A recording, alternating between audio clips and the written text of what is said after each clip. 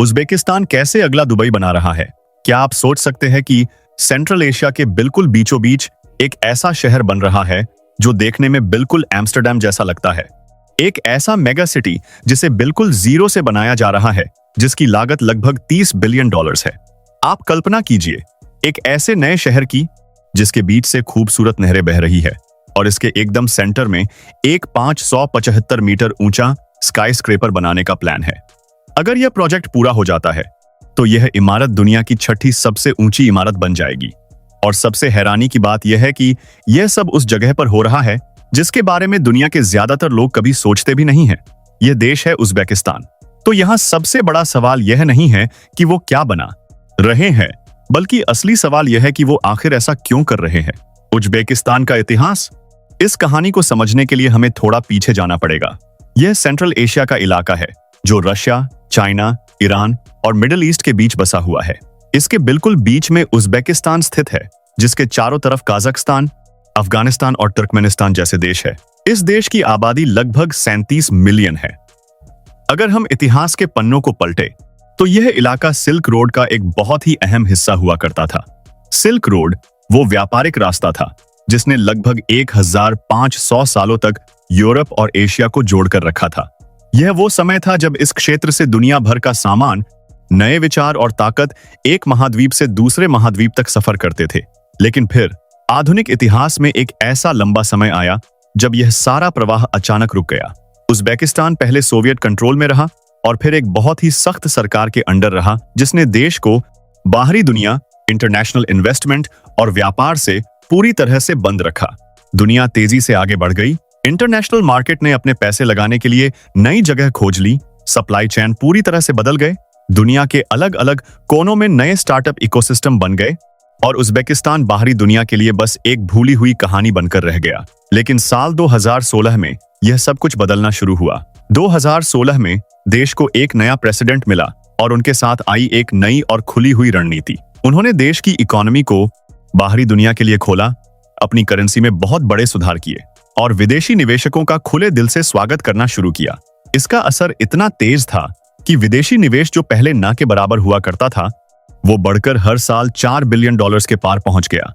जब पैसा देश में आता है तो सरकार को भी ऐसा दिखना पड़ता है कि ग्लोबल मार्केट उस पर भरोसा कर सके। और यहीं पर उनकी वर्तमान राजधानी ताशकेंट एक परेशानी बनने लगी। ताशकेंट पुराना है, बहुत ज्यादा भीड़ भाड़ वाला है और अब इस पर आबादी का बहुत दबाव है। 1991 के बाद से इसकी आबादी लगभग दोगुनी हो गई है। 2023 के मोस्ट लिवेबल सिटीज इंडेक्स में ताशकेंट 173 देशों में से 157वें नंबर पर था, जो कि सबसे नीचे वाले देशों से सिर्फ 16 स्थान ऊपर है। इसीलिए अपनी पुरानी राजधानी को रिपेयर करने के बजाय उन्होंने बिल्कुल एक नई राजधानी बनाने का एक बहुत बड़ा फैसला लिया। इस नए और विशाल प्रोजेक्ट का नाम है न्यू ताशकेंट। इसे मौजूदा शहर से करीब 20 किलोमीटर पूर्व की तरफ प्लान किया गया है। यह नया शहर चिरचिक और करासू नदियों के बीच 25,000 हेक्टेयर की जमीन पर फैला होगा। अगर आप इसके आकार का अंदाजा लगाना चाहते हैं तो यह सिंगापुर के साइज का लगभग 1/3 हिस्सा है और यह मौजूदा राजधानी के साइज को दोगुना कर देगा। आज के ताशकेंट में करीब 3 मिलियन लोग रहते हैं और यह नया शहर 2.5 मिलियन नए लोगों को बसाने के लिए डिजाइन किया जा रहा है। यह कोई आम नया मोहल्ला नहीं है। यह एक तरह से शिकागो जितना बड़ा शहर एक खाली खेती वाली जमीन पर खड़ा करने जैसा है। प्रेसिडेंट का यह बहुत साफ मानना है कि जब लोग किसी देश को जज करते हैं तो वो उसे देखकर जज करते हैं। अगर आपके शहर पुराने और बेजान दिखते हैं तो दुनिया यही समझेगी कि आपका देश भी ऐसा ही है। इसीलिए वो कुछ ऐसा बना रहे हैं जो इतना विशाल और शानदार हो कि दुनिया चाहकर भी उसे इग्नोर ना कर सके। अगर हम इस पूरी कहानी को एक भारतीय नजरिए से देखें तो यह स्थिति हमें बहुत ही जानी पहचानी लगेगी। भारत भी तेजी से हो रहे शहरीकरण और बढ़ती हुई आबादी के भारी दबाव को बहुत अच्छी तरह समझता है। जिस तरह उज़्बेकिस्तान अपनी पुरानी राजधानी के बोझ को कम करने और दुनिया को अपना नया रूप दिखाने के लिए न्यू ताशकेंट बना रहा है, वैसे ही भारत में भी गिफ्ट सिटी, गुजरात, ढोलेरा और अमरावती जैसे नए और स्मार्ट शहर बनाए जा रहे हैं। हमारे यहाँ भी दिल्ली, मुंबई और बैंगलोर जैसे पुराने शहर बढ़ती आबादी, ट्रैफिक और इंफ्रास्ट्रक्चर के बोझ तले दबे हुए हैं। भारत का युवा वर्ग भी अब ग्लोबल लेवल का लाइफस्टाइल और विश्व स्तरीय सुविधाएं चाहता है। उज़्बेकिस्तान का यह महत्वाकांक्षी प्रोजेक्ट भारतीय कंपनियों और निवेशकों के लिए भी एक बहुत बड़ा और शानदार मौका हो सकता है। भारत की आईटी कंपनियां, कंस्ट्रक्शन फर्म और डिजिटल टेक्नोलॉजी से जुड़े स्टार्टअप्स इस प्रोजेक्ट में एक अहम भूमिका निभा सकते हैं। जैसे भारत आज पूरी दुनिया को न्यू इंडिया की ताकत दिखा रहा है और विदेशी निवेश अपनी तरफ खींच रहा है, ठीक उसी तरह उज़्बेकिस्तान भी इस शहर के जरिए दुनिया के सामने अपना न्यू उज़्बेकिस्तान पेश कर रहा है। दोनों देशों की सोच में एक समानता है, पुराना अतीत छोड़कर एक नए और ग्लोबल भविष्य की तरफ कदम बढ़ाना।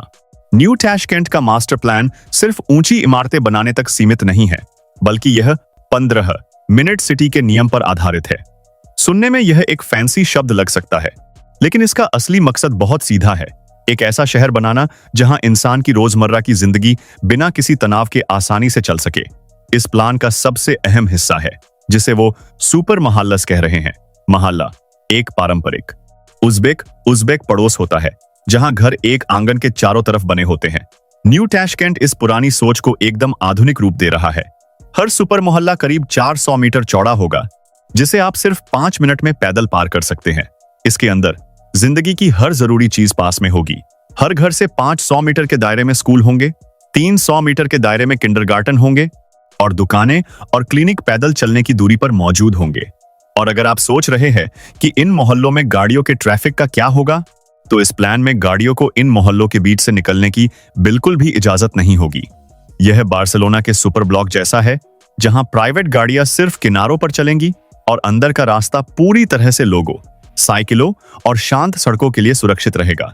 इस शहर को दुनिया के सबसे स्मार्ट शहरों में खड़ा करने के लिए न्यू टैशकेंट एक डिजिटल ट्विन का इस्तेमाल करने वाला है। यह सिर्फ कोई 3D मॉडल नहीं है जो कंप्यूटर स्क्रीन पर दिखता है। यह पूरे शहर का एक जीता जागता डिजिटल रूप होगा, जो रियल टाइम में हर सेकंड अपडेट होगा। यह हर वक्त इमारतों, सड़कों, पानी के पाइप और पूरे इंफ्रास्ट्रक्चर की निगरानी करेगा। सिंगापुर जैसे विकसित शहर इस तकनीक का इस्तेमाल बाढ़ जैसी आपदाओं को पहले से रोकने के लिए करते हैं। न्यू टैशकेंट भी इसी तकनीक का इस्तेमाल करेगा, ताकि इंफ्रास्ट्रक्चर की कोई भी बड़ी परेशानी आम जनता तक पहुंचने से पहले ही डिजिटल सिस्टम में पकड़ ली जाए और उसे तुरंत ठीक किया जा सके। इस पूरे प्रोजेक्ट का सबसे खूबसूरत और आकर्षित करने वाला हिस्सा होगा इसका पानी और इसकी हरियाली। न्यू टैशकेंट को नहरों के एक बहुत बड़े नेटवर्क के आस पास प्लान किया गया है। इसका डिजाइन ऐसा है कि आप एक पार्क से शुरू करके नहरों के किनारे किनारे चलकर बिना किसी भी मेन सड़क को पार किए शहर के दूसरे हिस्से तक आसानी से पहुंच सकते हैं। पूरे शहर का लगभग 23% हिस्सा पूरी तरह से पब्लिक ग्रीन स्पेस के रूप में प्लान किया गया है। ऊर्जा के मामले में भी यह शहर भविष्य को ध्यान में रखकर बनाया जा रहा है। इसे एक 100% रिन्यूएबल एनर्जी से चलाने का प्लान है। सोलर पैनल्स के जरिए 400 MW बिजली पैदा की जाएगी। अपग्रेडेड हाइड्रो इलेक्ट्रिक प्लांट्स से और 1200 MW बिजली मिलेगी। इसके अलावा वो कॉटन सेकंड कचरे को जलाकर बिजली, हीटिंग और कूलिंग पैदा करने वाले बॉयलर का भी इस्तेमाल करेंगे। शहर का मुख्य आकर्षण ट्विन सिटी टावर्स होंगे। इसके साथ ही मशहूर ज़ाहा हडीड आर्किटेक्ट्स द्वारा डिजाइन किया गया एलिशर नवॉय सेंटर भी होगा, जिसे पारंपरिक सेंट्रल एशियन कूलिंग तकनीक से बनाया जाएगा, ताकि वह भयंकर गर्मी को आसानी से सह सके। यह सब सुनने में किसी सपने जैसा लगता है, लेकिन इसे बनाने के पीछे एक बहुत बड़ी और गंभीर मजबूरी है, और वो है नौकरियां पैदा करना। उज़्बेकिस्तान में युवाओं के रोजगार की एक बहुत बड़ी और गहरी समस्या है। करीब 55% युवा अपनी पढ़ाई पूरी करने के बाद बिल्कुल खाली बैठ जाते हैं, क्योंकि उनके पास कोई जॉब नहीं होती। हर साल 2,50,000 नए युवा काम करने की उम्र में आ जाते हैं, लेकिन देश की पुरानी इकोनॉमी उनके लिए नए मौके पैदा नहीं कर पा रही है। अब सरकार की पूरी उम्मीद यह है कि न्यू टैशकेंट एक चुंबक की तरह काम करेगा, जो विदेशी कंपनियों और निवेश को खींचेगा और हजारों नए करियर बनाएगा। इस प्रोजेक्ट का पहला हिस्सा, जिसे डिस्ट्रिक्ट 1 कहा जा रहा है, 2024 में ही अप्रूव हो चुका है। वहां काम शुरू हो गया है और मेट्रो लाइंस भी बिछाई जा रही है।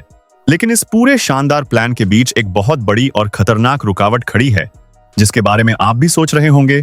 पानी। न्यू टैशकेंट 25 हेक्टेयर्स की उस जमीन पर बन रहा है जो पहले खेती के काम आती थी, और सच्चाई यह है कि उज़्बेकिस्तान दुनिया के सबसे ज्यादा पानी की कमी वाले देशों में से एक है। इस देश का ज्यादातर पानी पहले ही खेती में इस्तेमाल हो जाता है। आंकड़े बताते हैं कि 2030 तक उज़्बेकिस्तान को 15 बिलियन क्यूबिक मीटर्स पानी की कमी का सामना करना पड़ सकता है। यह इतना ज्यादा पानी है जो पूरे न्यूयॉर्क सिटी को 9 साल तक पानी दे सकता है। तो यहां सबसे बड़ा सवाल यह नहीं है कि क्या वो कागजों पर एक खूबसूरत शहर बना सकते हैं या नहीं। असली सवाल यह है कि क्या वो पानी खत्म हुए बिना सेंट्रल एशिया का एम्स्टर्डम खड़ा कर सकते हैं। अगर पानी की कमी से यह प्लान फेल हो गया तो यह दुनिया के लिए एक सबक होगा कि कोई भी देश अपने प्राकृतिक संसाधनों से ज्यादा तेज भविष्य नहीं बना सकता। अंत में न्यू ताशकेंट सिर्फ एक शहर नहीं है, बल्कि यह एक बहुत बड़ा दाम है। यह इस बात पर दाम है कि अगर आपका देश दिखने में शानदार है तो विदेशी निवेश जरूर आएगा। यह एक दाम है कि एक नया और स्मार्ट शहर पूरे देश की पुरानी इकोनॉमी को बदल कर रख सकता है। और सबसे बड़ा दाम यह है कि पानी की कमी इस पूरे प्रोजेक्ट को बीच में नहीं रोक पाएगी। यह कहानी बहुत ही दिलचस्प है क्योंकि यह सिर्फ इमारतें खड़ी करने के बारे में नहीं है, बल्कि यह एक देश की कहानी है जो दुनिया को यह मजबूर कर रहा है कि वो उसकी तरफ देखे। वो अपनी पहचान कंक्रीट, शानदार नहरों और आसमान छूती इमारतों से बना रहे हैं। अगर आप उज़्बेकिस्तान की जगह होते तो क्या आप यह बड़ा रिस्क लेते? और अगर आप एक इन्वेस्टर होते तो क्या आप इस सपने पर अपना पैसा लगाते? यह सोचने वाली बात है।